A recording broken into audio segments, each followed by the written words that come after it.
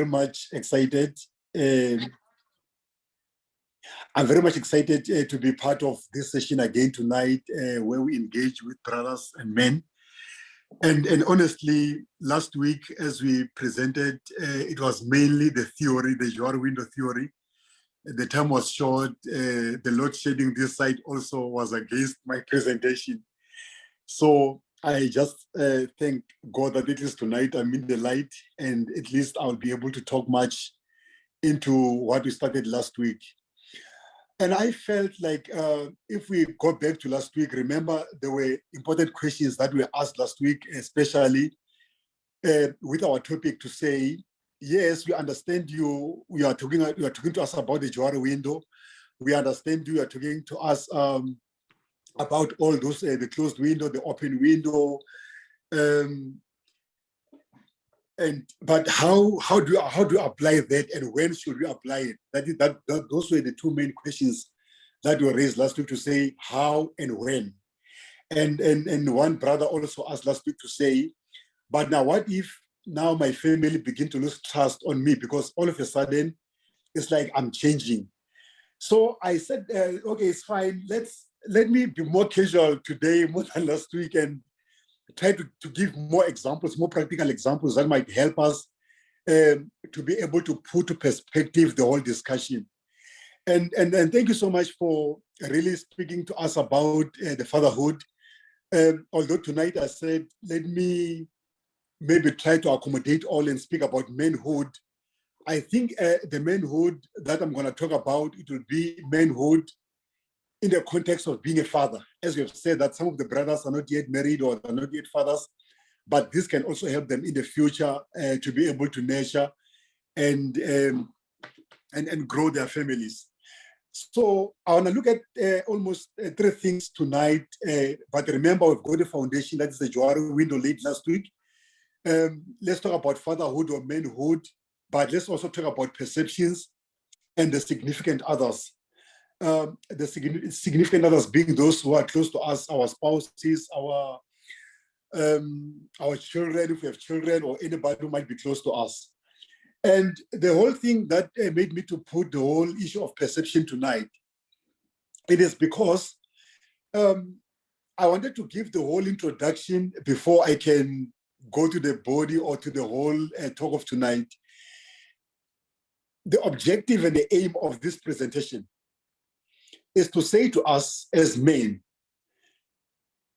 let us get in touch with our second window. Remember, the second window is where the reality lies. Second window is where the genuine part of us is there.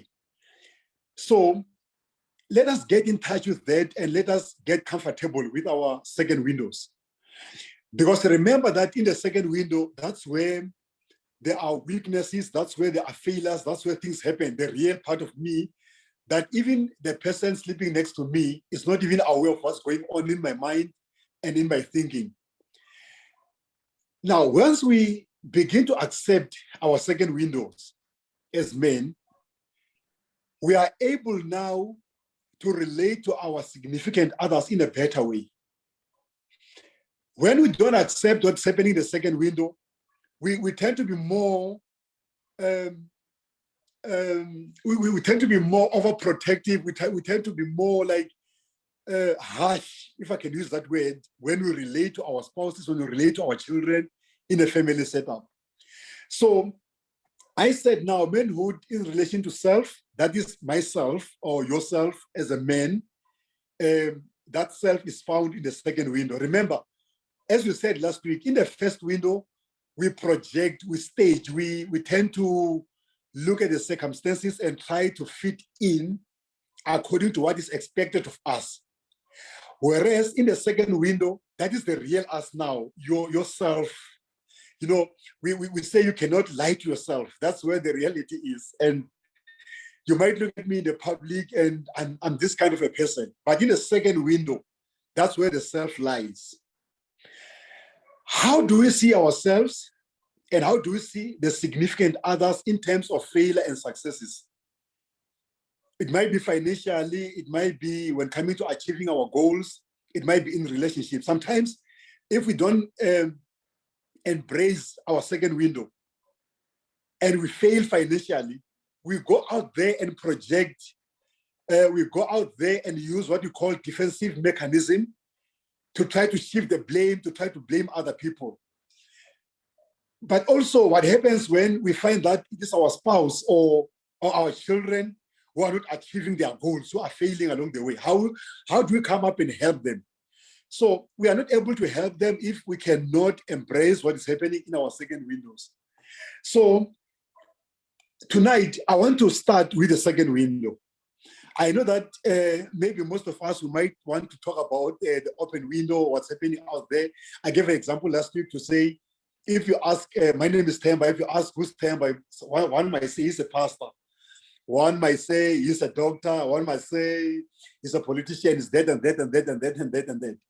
But I want to take the second window tonight as our point of departure, as we're going to discuss, and try to bring some practical examples that might try to be linked to the second window and how do we relate to the significant others.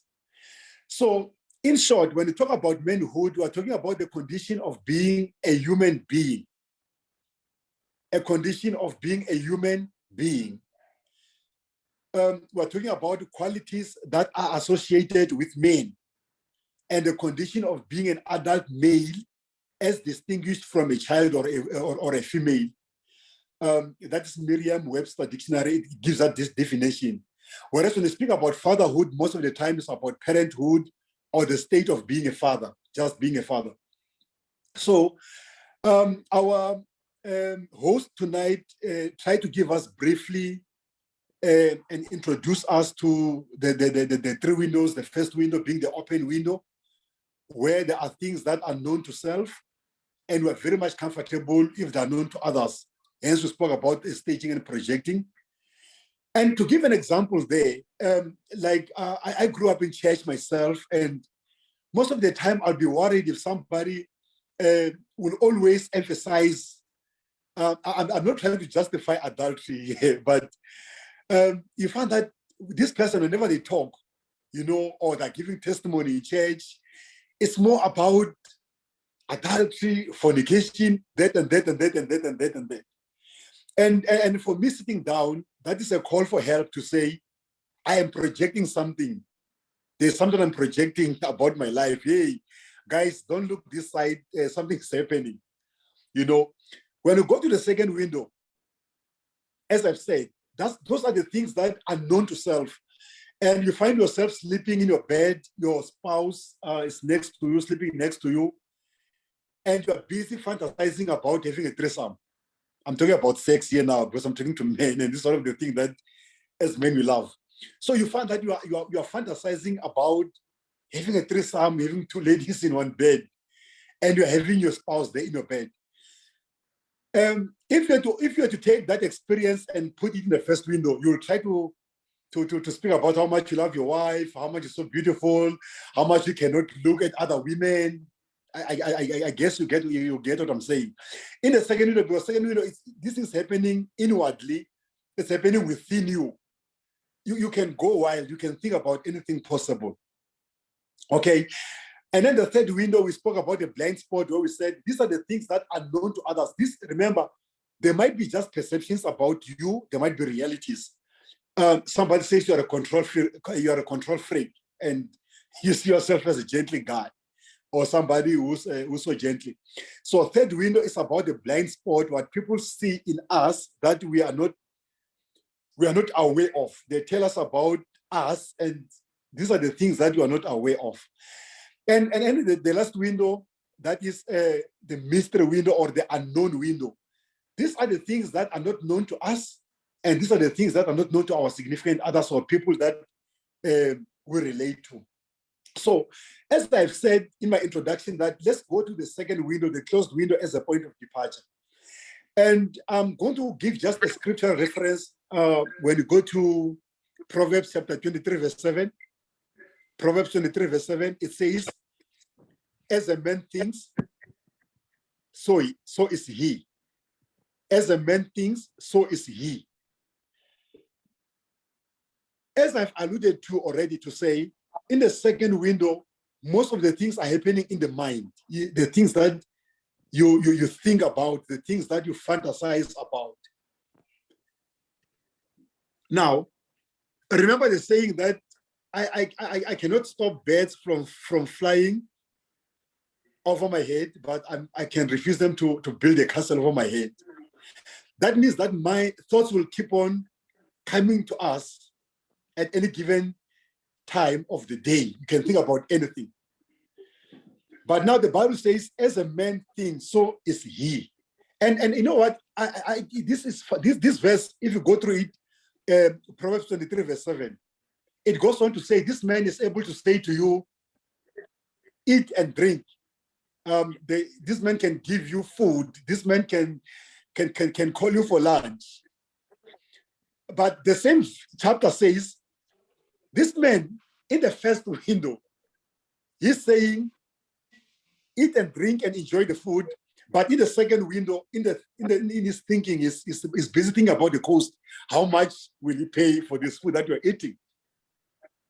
And now, what is fascinating is that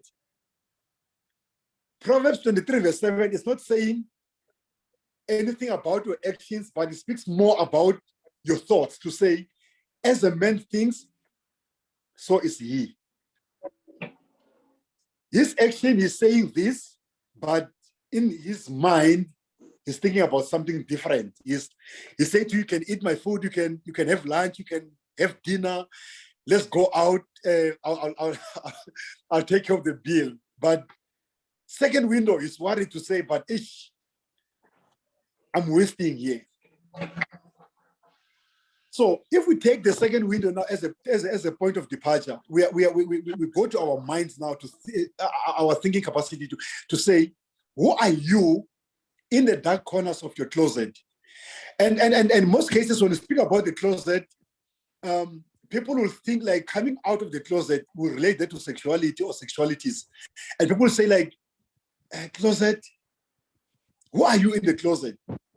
That is a question that I would like to ask, or maybe give as an assignment to each and every one of us tonight, to say, look at yourself and say, in my mind, apart from what I'm projecting when I'm out there, I'm this nice guy, I'm this cool guy, I'm this. I remember when I was in the seminary, the first week, when they greet you like, hey, how's it? You know, amen, brother. You know, so you project. But after 6 months, that's when you see now the real person, the second window person. So who are you in your closet? And when you say you come out of your closet, it does not necessarily mean that you go out and tell people about your secret or about things that you think in your mind. No. It's about you coming to terms with who you are. What are your imaginations? What are your thoughts? What are your fantasies? And I came up with a scenario tonight because I will try tonight to give more examples, to bring everything to perspective, to bring our discussion to context so that we can understand exactly where I'm heading. What could you do if you were in this imaginary island where nobody knew you? They don't know you as somebody going to church or somebody that they don't know you, they don't know you at all. And you were not bound by any societal expectations, and you were at liberty to explore anything happening in your mind without being judged. What could you do? If that can just happen, you find yourself in that kind of a situation, and now your mind and your thoughts now are given a chance in this island. Nobody knows about you, nobody knows you, and nobody's going to judge you. I believe that most of us, a lot of things that are going to come out there will be totally different from what we're projecting in the first window. So once we embrace that, to understand that, it becomes easier for us now when those who are closer to us falter along the way, when they make mistakes. When they make mistakes, it's easier for us now to be able to be gentle, to be empathetic, and be able to enter their boots and be able to understand them. But if we don't deal with our second window, we become what we call holier than thou.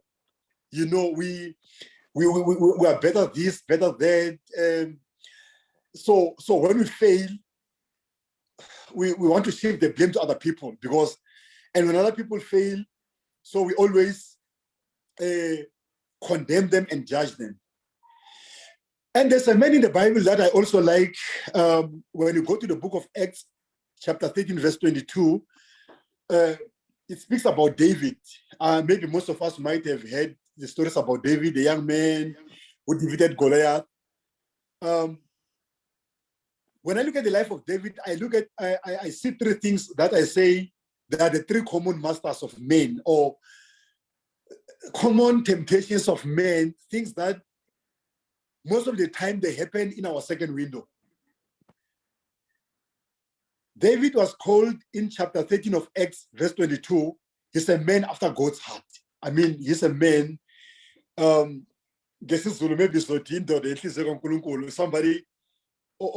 on the you are in God's heart, a man after God's heart. You are a favorite of God. But then I wanted to bring the three common masters that are also clear in the life of David. We look at the issue of money or wealth. We look at the issue number 2 of power. And number 3, we look at the issue of sex. But I also put in brackets to say sexualities. Because sex is very broad. You know, when you talk about sex, people might just like think of sexual intercourse only. So I just said sex and sexualities. And you look at the issue of money, how do you relate to money? How do you relate to power? How do you relate to sexualities? And then somebody said, you want to see how people really are. Wait till money is involved. The author of this is unknown, who said this to say, if you want to see a real person, involve money in the whole thing. So in the second window, my question tonight to all men, what are your perceptions about money in the second window? Your perceptions about money and wealth will also help you to deal better with the perception of your significant others, those who are close to you. Because sometimes as men, in an open window, we are honest. In an open window, we cannot bribe, we cannot do anything wrong. But when you go to the second window, that's where now the reality comes, and that's where we realize that we are as weak as any other man. And sometimes we do blame people like, so I've stolen these millions of rands, maybe from the government coffers or from wherever, from church or from any place where we can think of. And I used to say, maybe it's the accessibility. If I have stolen 5 rands, I had accessibility to 5 rands. But somebody having accessibility to 20 million was able to steal 10 million. At the end of the day, if we understand that we are all weak and we are all failures, then we are gently and understanding how to deal with others who are close to us. Number 2, in terms of power, most people can bear adversity, but if you wish to know what a man really is, give him power. And that's Robert Greene Ingersoll who said there to say, most people can bear adversity, but if you wish to know what a man really is, give him power. When man is in authority, when man has authority, when man has power, things begin to change. How do you view power in relation to yourself as a man? And how do you view power in relation to your significant others? I said something last week to say, teach me, I might forget, but involve me. You know, most men in our family, in their families, they keep on saying, I'm the head of the family. You know, that kind of thing. And I've learned along the way to say, actually, I don't have to demand my position in the family as a man. It comes automatically through the way that I relate to the significant others, those who are close to me. Then it's a two-way traffic. If I want respect, they respect. I respect them, they respect me back. And as a man, I don't have to shout and tell my family that I'm the leader of this family. So you don't have any weight or voice in the family. How do you view power in relation to significant others? And the number 3, sex and sexualities. Yeah, that's where things are happening, because in the first window, we project this man who cannot last after somebody's wife. We project this man who cannot watch porn. We project this man.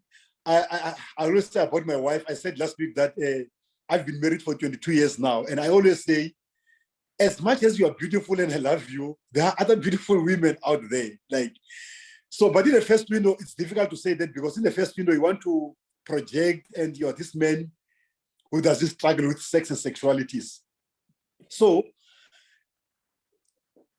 some things are better than sex and some are worse.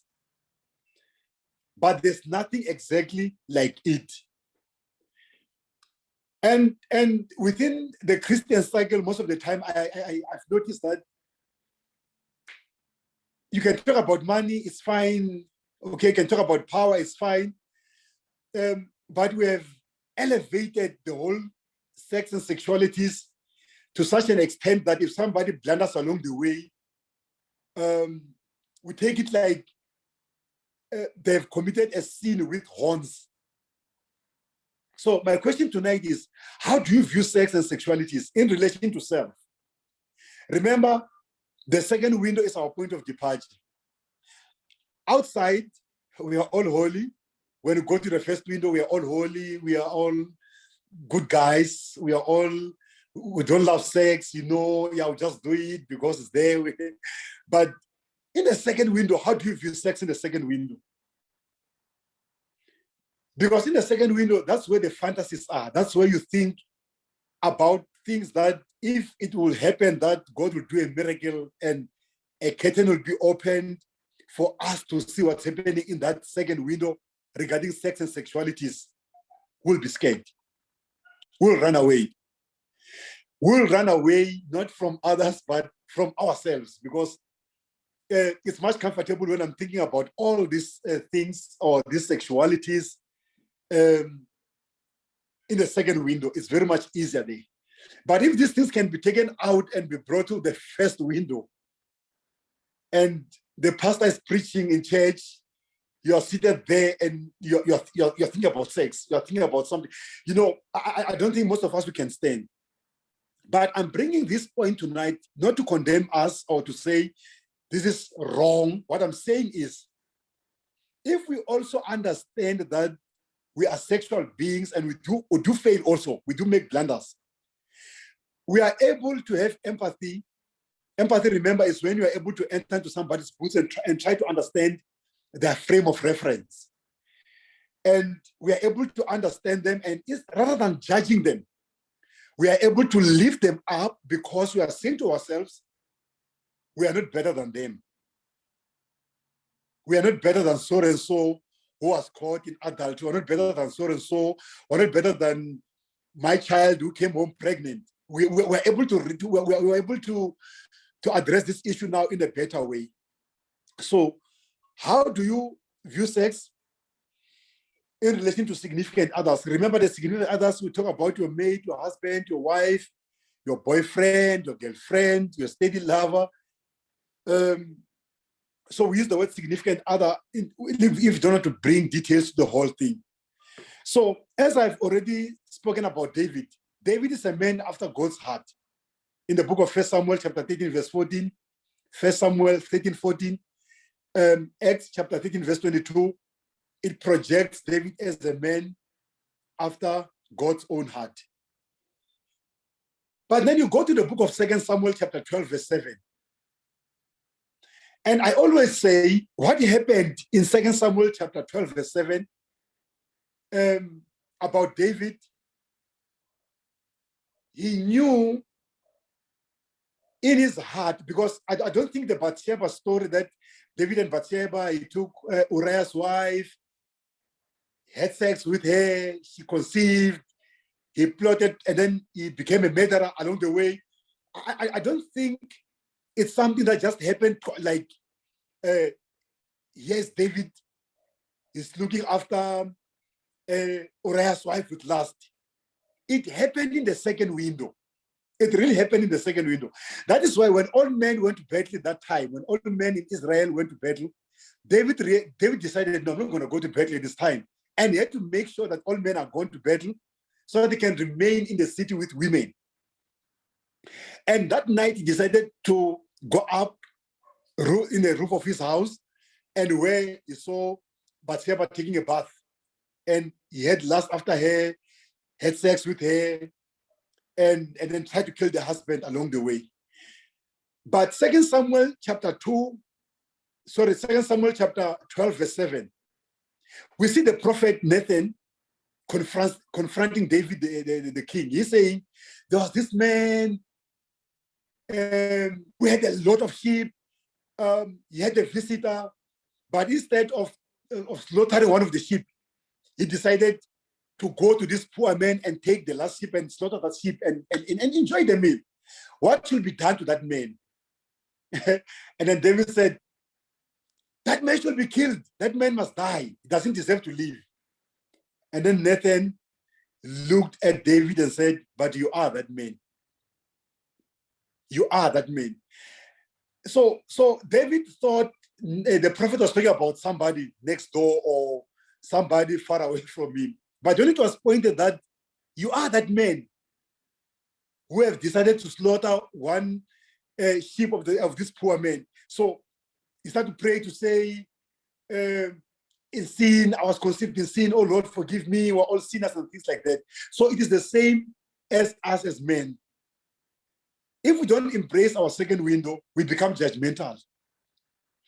We as I've said, we become holier than thou, and we are not able to address objectively to the challenges faced by our significant. When they come to us for advices, rather than us helping them, we try so much to be hard on them and show them how they're going to go to hell, how they cannot recover, how they're so pathetic because of that and that. So in a nutshell, as I'm closing, I can see my time is almost up, or it's up already. So in a nutshell, we often wrongfully use the first window to make projections about things. So when people look at us, they think that we are these perfect beings. We don't make mistakes. Moreover, when we look at ourselves, we also think that we are so much perfect that we cannot make mistakes. But when we come to terms with our second windows, we become genuine, and we are able to have empathy with our significant others, even when we see their second windows. Because remember, according to Johari, some things will jump sometime from the second window to the first window, from the first window to the third window, the blind spot. When you think that whatever you're thinking about is just happening in your heart, and then your spouse is able to get you to say, the way you're looking at that woman, the way, so sometimes this can jump from this window to the other window. So we need to take constructive feedback given by our significant others when they spot our blind spot, but also we must also be constructive when we help or when we give feedback to them regarding their blind spots. So somebody said in closure, never say never. You know, when a brother or when somebody in the family is weak or they've made a mistake, never say never. Never say, I'll never do this. I'll never do this blunder. Because in a mystery window, anything is possible. In a mystery window, you might find yourself doing something that you thought you'll never do in your life. And you have already condemned your child. You have already condemned your spouse. You have already condemned people who are closer to you and have closed all doors for you. The question is, how do you expect them to react now when you finally do things that you said you'll never do in your life? So until we walk in our neighbor's boots, we remain incompetent judges of their characters and experiences. In conclusion, the strongest argument proves nothing. You can argue that I'll never do this, this is wrong, this is right. The strongest argument proves nothing so long as the conclusions are not verified by experience. Experimental science is the queen of sciences, and the goal of all speculations. So, as we know the saying, the illiterate of the 21st century will not be those who cannot read and write, but those who cannot learn, unlearn, and relearn. So as men tonight, let us learn. Let us unlearn things that we grew up being taught to say as a man, you are the head of the family, therefore you cannot make mistakes and blunders. Let's embrace that, and let us relearn by embracing our second windows and embracing our families when we see their second windows. I thank you.